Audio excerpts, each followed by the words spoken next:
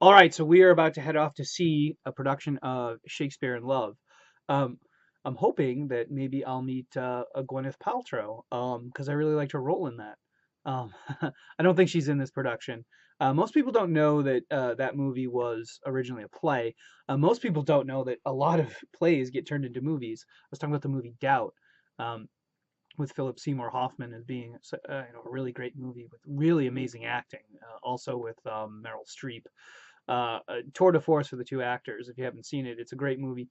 Kind of a touchy subject, but still very well done. It was a play first. A Few Good Men, 6 Degrees of Separation, just to name a few of the sort of critically acclaimed movies, starring big names. I mean, Will Smith was in 6 Degrees of Separation.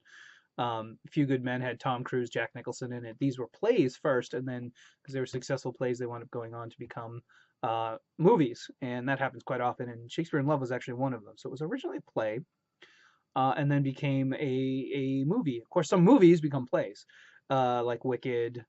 And sorry, not Wicked. Uh, what's the one I'm thinking of now? Oh, Producers. That's what I was thinking of. Why did I say Wicked? I don't know, but I did. But Wicked was originally a book, and then it became. That's probably what I'm thinking. It was a book first, and then it became a Broadway production. But Producers, and and he also Mel Brooks movie. He also did Young Frankenstein. So I'm waiting for him to do Blazing Saddles or Men in Tights. I think those would be really good video, really good musical production. Especially Men in Tights has some great music in there. I mean, you can just sing the Men in Tights theme. Uh, and that would be that would be a great number in of itself. It had that musical element in it. So we're off to see Shakespeare in Love, and we'll see how that goes. And I'll come back with a quick little review. Maybe we'll get some video footage of what's going on around there. And that's that.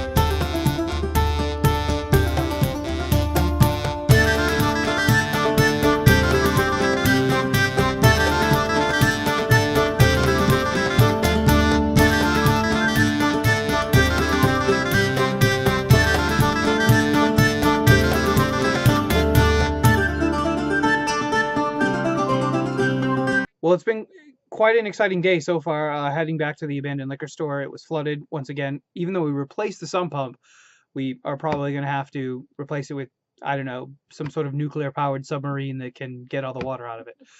Um, at the same time, we finally put away all of the stuff into storage. All of it's gone, done.